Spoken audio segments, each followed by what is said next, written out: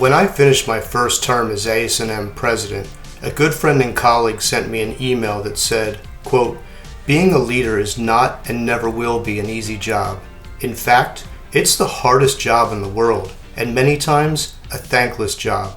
You have to be the pillar of strength, even when you feel like you're crumbling to pieces inside." End quote. There is so much truth to that. I'm Rich Vogel, and this is Stimulating Stuff.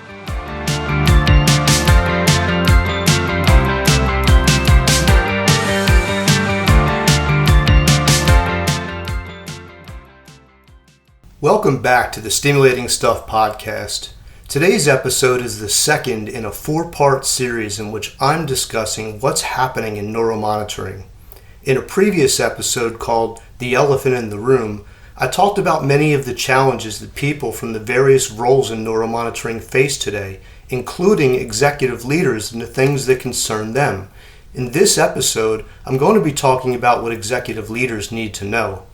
Before I jump in, I want to say this. My intro for this episode was very much one of support, and some of what I have to say today may sound slightly critical in places, but I don't intend it to be. I'm just trying to share observations, insights, and advice, and I hope you'll take this as support from one leader to another. Now, there's no way that I can possibly address every topic as it relates to leadership in a single episode. I don't know everything, and I don't have all the answers. I've been in this field for a long time, though, and I've worked at every level, so I know it well at least. Now that that's out of the way, let's begin today by talking about employee retention. This is a burgeoning concern for leaders in neuromonitoring, and it's a problem that extends to all corners of the American workforce, that is, people leaving their jobs. According to a recent article in the Wall Street Journal, 50 million Americans quit a job in the last year, and another third of the workforce is renegotiating where, when, and how they work. 3/4 of Americans in a recent survey said that they plan to look for new work this year.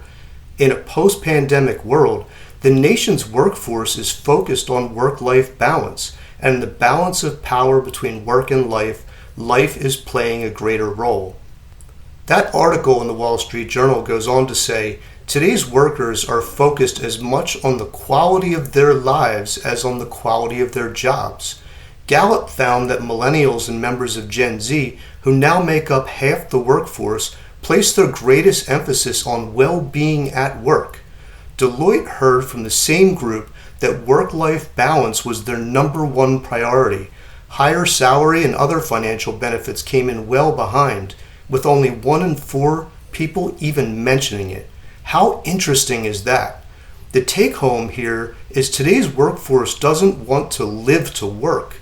They want to work to live, and there's really nothing wrong with that.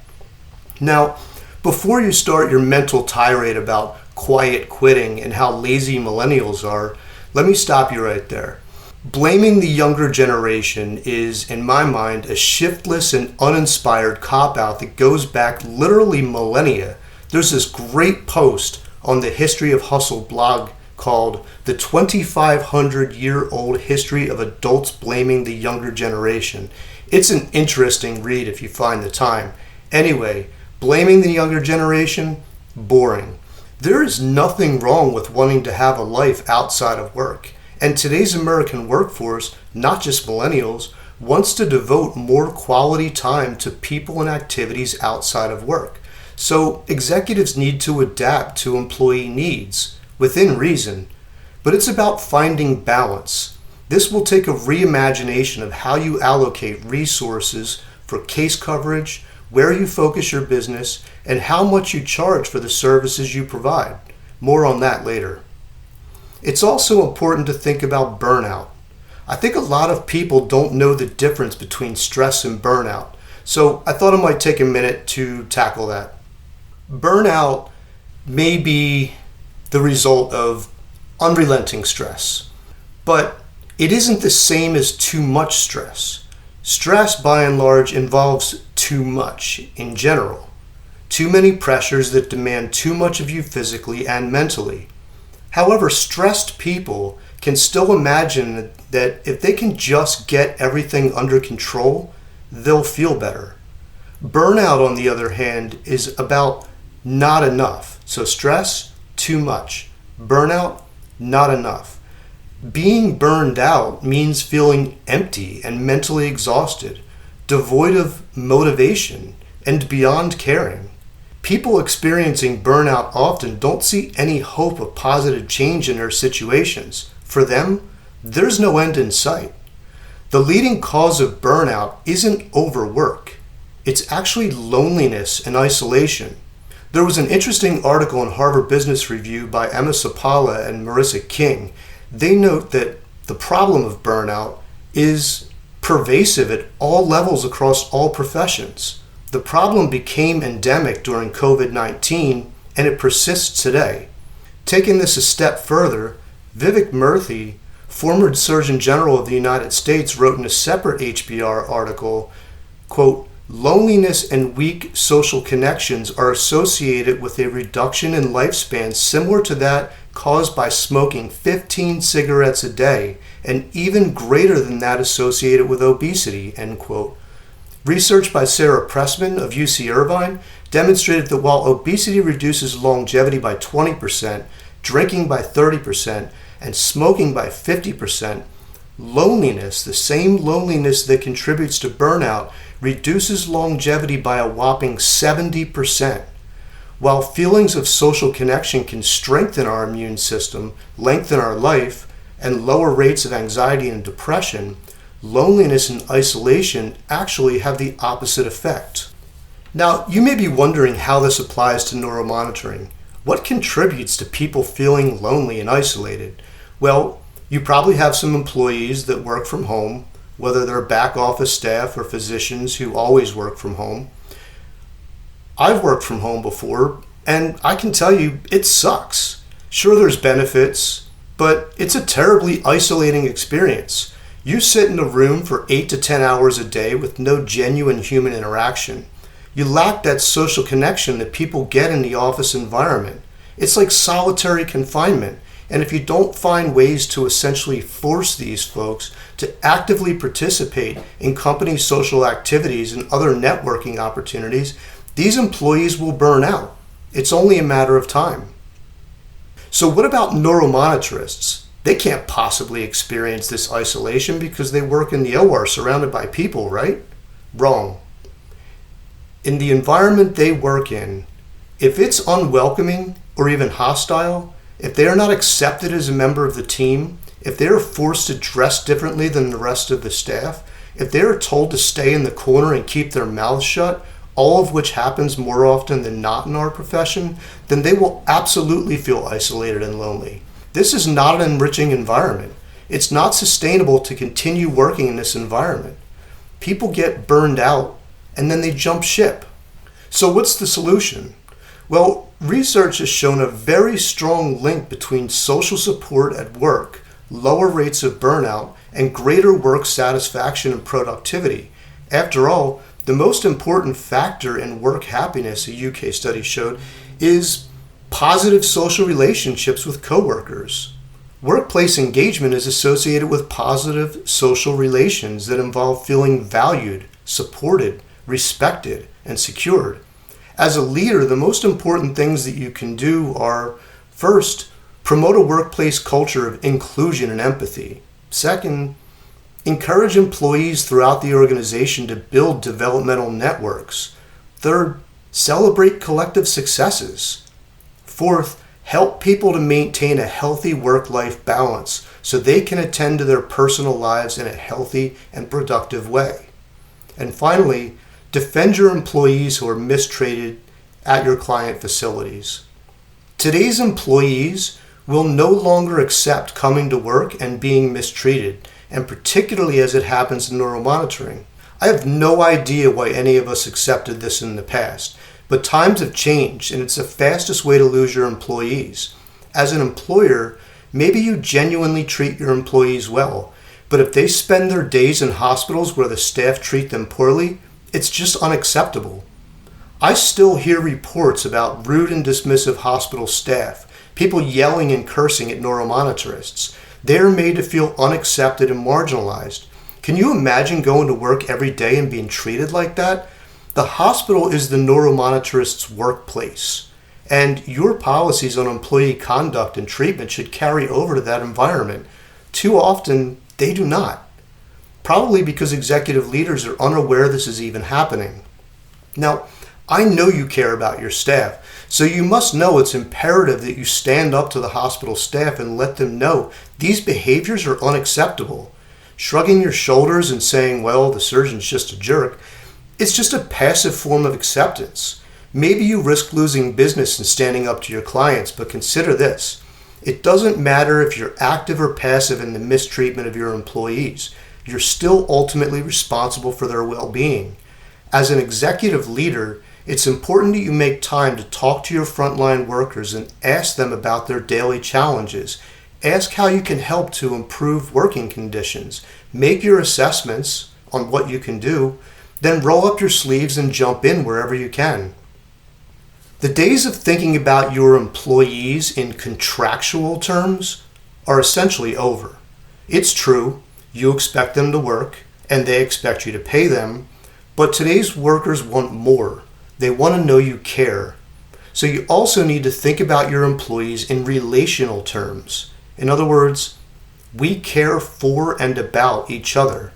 Leaders need to build a culture that protects employees from toxic circumstances, recognizes their work, and includes them in the organization's vision. This is not a progressive idea. It's a pillar of common sense sitting atop a mountain of evidence from decades of research in psychology. I love it when I see companies recognizing their employees routinely on social media, and I'm sure the employees appreciate it too. But think of all the companies that post little to no recognition. Appreciate your employees and they will appreciate you back. Remember this: automated periodic bank deposits do not constitute employee appreciation. If people are leaving you, it's probably because they feel like they're in a broken relationship. I think all executive leaders understand that reimbursements have declined in recent years and money is increasingly tight. But do your employees understand this in a way that makes sense to them? Have you included them in the conversation, more than just superficially?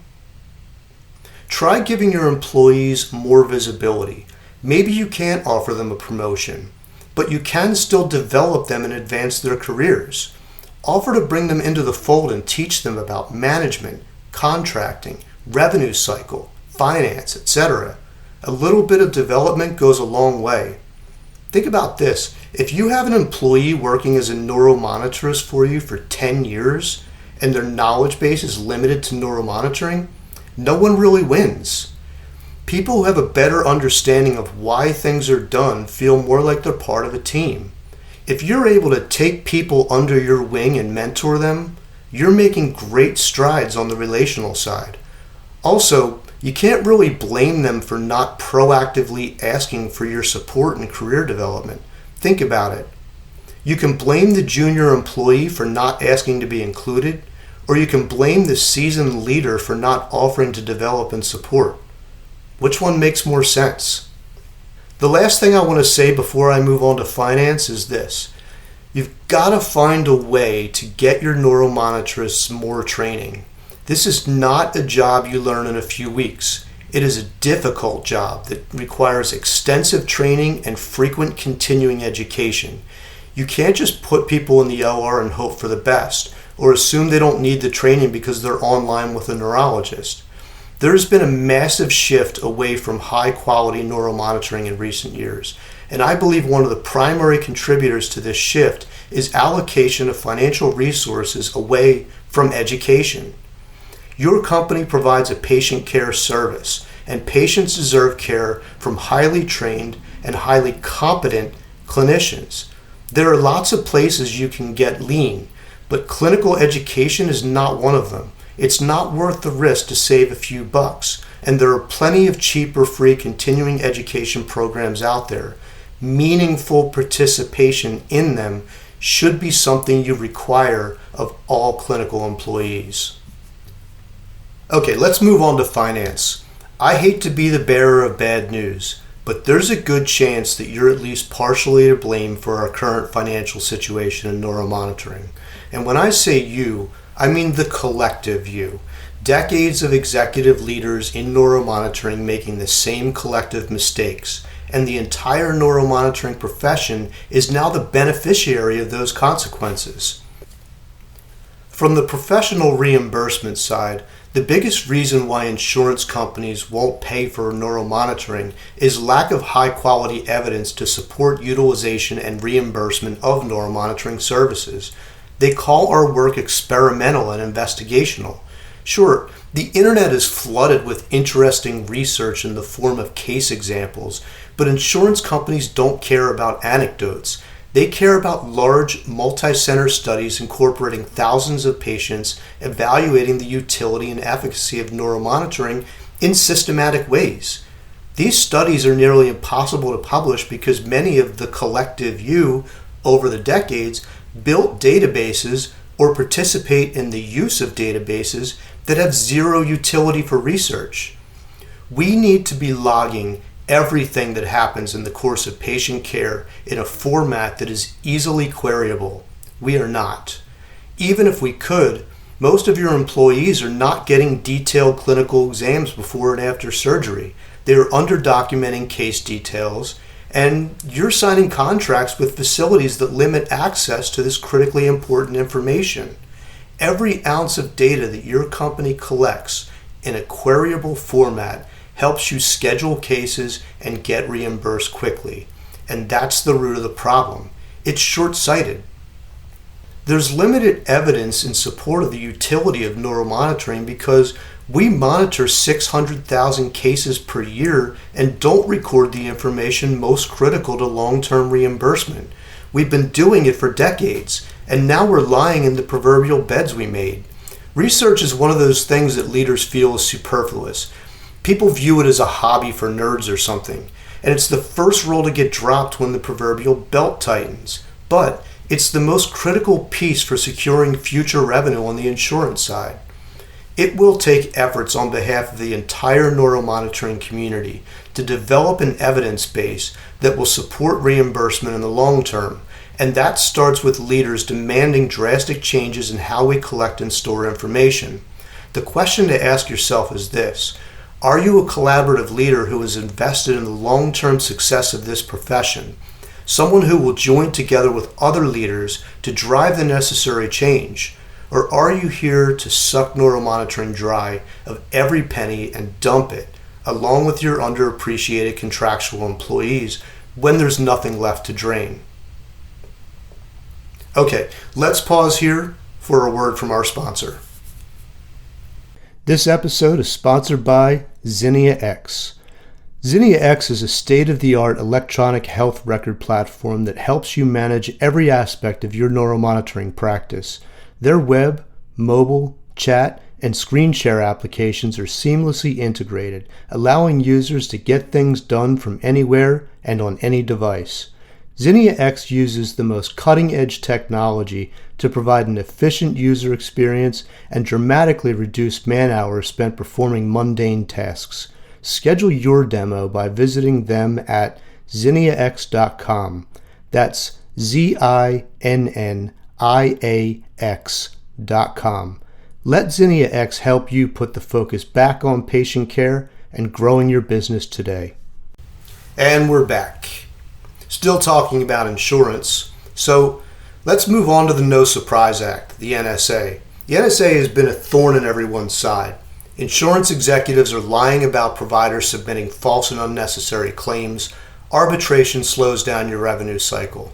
I'm sure you know the cost of arbitration has increased 600%, and many executives tell me they have to arbitrate each CPT code separately for the same patient encounter. Rather than bear the cost, they drop most codes because the cost of arbitration exceeds the revenue potential. The whole thing feels like a punishment for being in healthcare. It's a frustrating and disgusting abuse of power on the part of the insurance companies who have significant influence on both state and federal government. As if NSA wasn't enough, insurance companies won't let your neurologists into their networks because their, quote, panels are full. then they reject your claims for being out of network. It feels like you just can't win. I think a lot of executive leaders want to blame neuromonitoring societies for not providing support. I really don't think that's fair, and here's why. Each society has different areas of focus. The IONM, for example, is a 501c3 with a mission focused entirely on providing clinical education. If you want the best available clinical education in neuromonitoring, you go to IONM or ASSET. But their incorporation status is a not-for-profit. It doesn't allow them to lobby.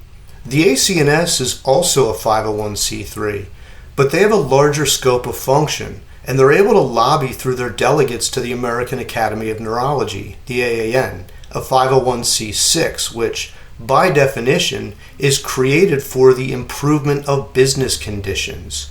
So the best place to voice your concern is to the ACNS and or AAN.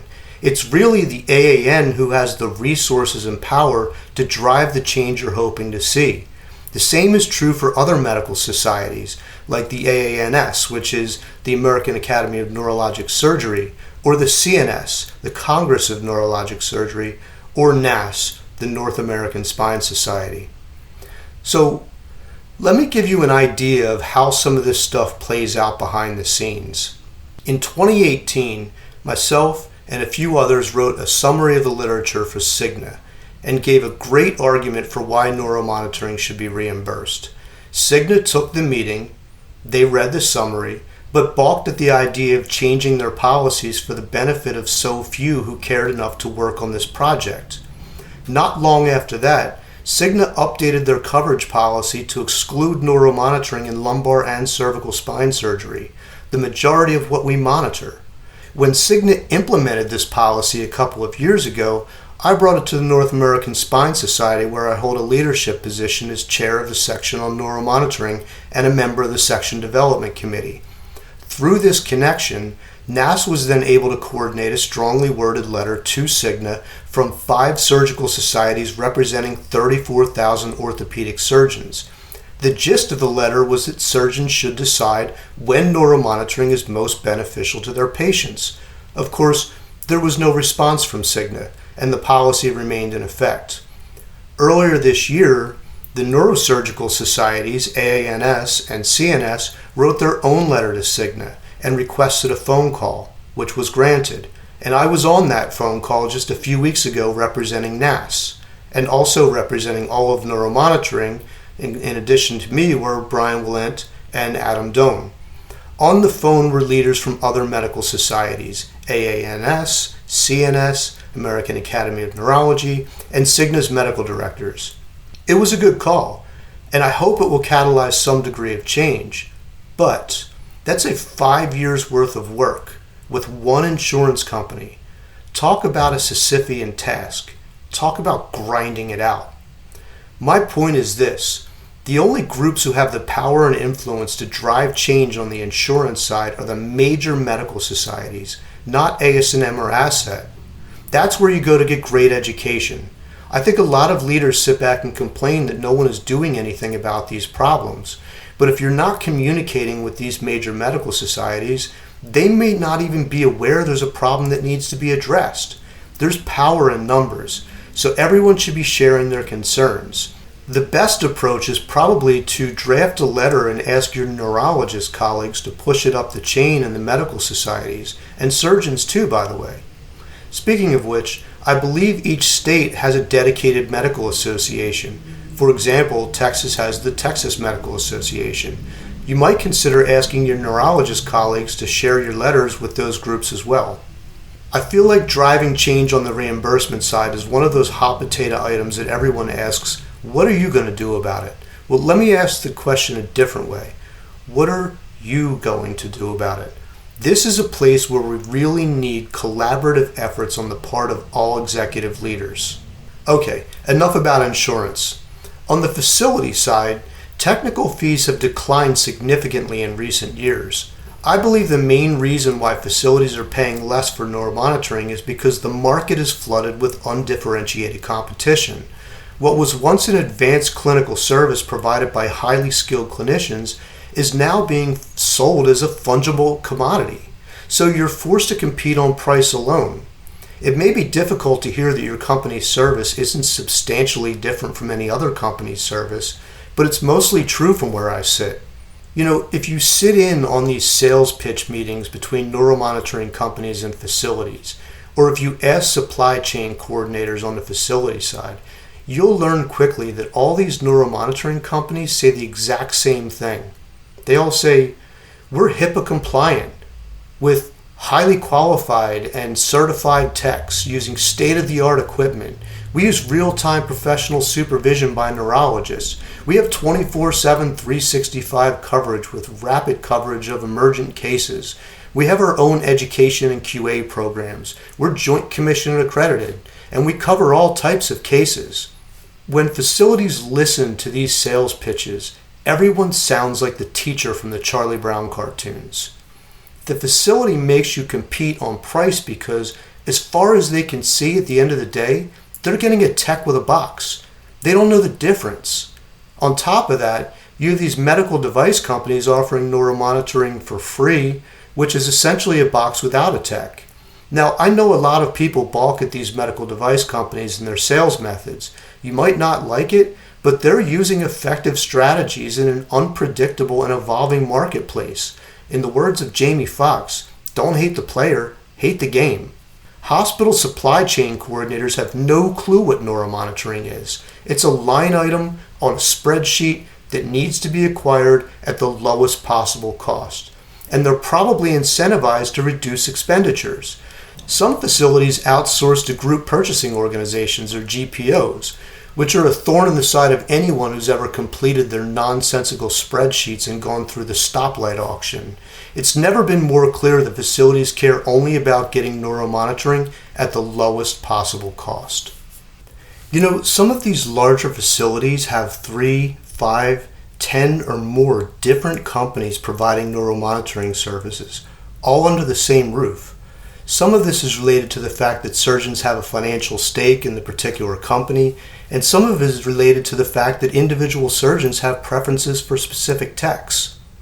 But there's only so much influence surgeons have. 10 years ago, they always got what they wanted, but today, the need to cut costs is outweighing the preferences of individual surgeons. So we're seeing facilities consolidating the number of vendors they contract with. At the end of the day, if surgeons can get a consistent service that isn't terrible, they'll go with what the hospital tells them to. And if they really happen to love a particular tech and the company loses the account, they'll just go to the company that wins the contract and encourage them to hire the tech. It will be difficult or impossible for you to enforce a non-compete or non-solicitation clause in the tech's contract. And if you don't have any other business in the region, it may make sense for you to just let them go to a different company rather than terminate the position or move their entire family to a different region. The sad fact is, even if you genuinely provide an exceptional service with expert clinicians, facilities don't see the difference until they get hit with a major lawsuit, which is extraordinarily rare, but that's when they shop around for quality.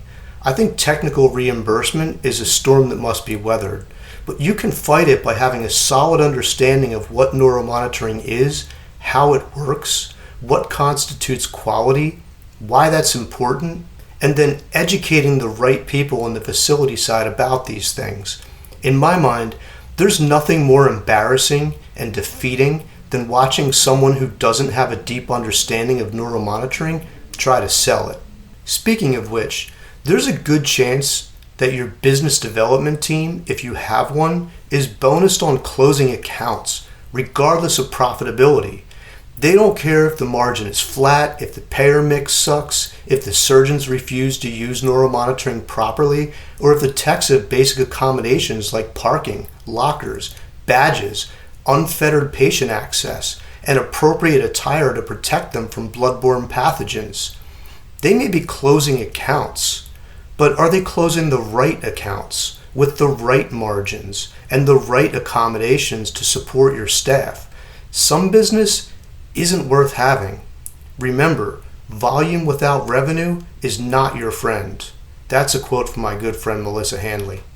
The good news for declining prices on the facility side is I think basic economics will prevail. We'll continue to see integration and consolidation in the marketplace. Fewer companies will have more bargaining power, and the market will move toward equilibrium. When it comes to price, I don't know what equilibrium is. If you're like most companies, your average direct cost to staff a case is probably somewhere in the range of $450. And that doesn't include all your indirect costs. It's difficult to fathom a technical fee price floor much below that. As companies begin to cut ties with underperforming facilities, and as facilities continued their movement toward consolidating what they call vendors, and as workers continue their exodus from the market, the decrease in supply will give way to greater demand and likely higher prices, at least in an ideal world. Of course, this is a dramatic oversimplification of the true economics in the neuromonitoring marketplace. Market forces will also influence what you pay employees, how many are available to hire, their level of education, how well you can train them, etc., etc. Again, I think this is a storm that must be weathered. Larger companies benefit from the economy of scale, which puts smaller companies at a significant disadvantage. For that reason, I honestly wouldn't be surprised if most of the smaller neuromonitoring companies are no longer around in 5 years. It's a bold prediction that will probably anger and frustrate some and may evoke fear and anxiety in others. I really wouldn't worry. I don't think jobs are disappearing. I just see a lot of consolidation coming in the marketplace. I mean, just this week, Assure Neuromonitoring acquired Dallas-based Innovation Neuromonitoring, who covered cases in Texas, South Carolina, and Nevada. Also, Houston-based Peak Neuromonitoring Associates, who did business primarily in Kentucky, just closed up shop quite suddenly last week. There have been multiple other closures, acquisitions, and consolidations this year. I believe there are more to come. Okay, that's it for today. Please join me next time when I'll be talking to and about neuromonitorists and their managers working in the neuromonitoring space. In the meantime, please send your questions and comments to stimulatingstuffpodcast@gmail.com. I'd love to hear from you. I'm Rich Vogel, and this is Stimulating Stuff.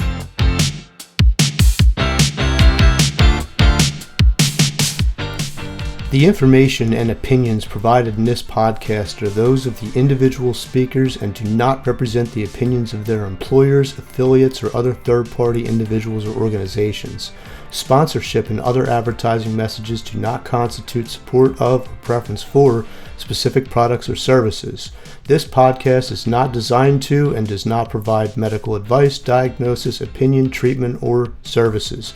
This podcast, its host, and all participants, including guests and sponsors, collectively participants, provide general information for entertainment purposes only. The information provided in this podcast is not a substitute for medical or professional opinion, and you should not use the information for that purpose. Participants shall not be held liable or responsible for any advice, course of treatment, diagnosis, or any other information, services, or product you obtain or render. This podcast should not be used in any legal capacity whatsoever, including but not limited to establishing a standard of care in a legal sense or as a basis for expert witness testimony. No guarantee is given regarding the accuracy of any statements or opinions made on the podcast. Thank you for listening.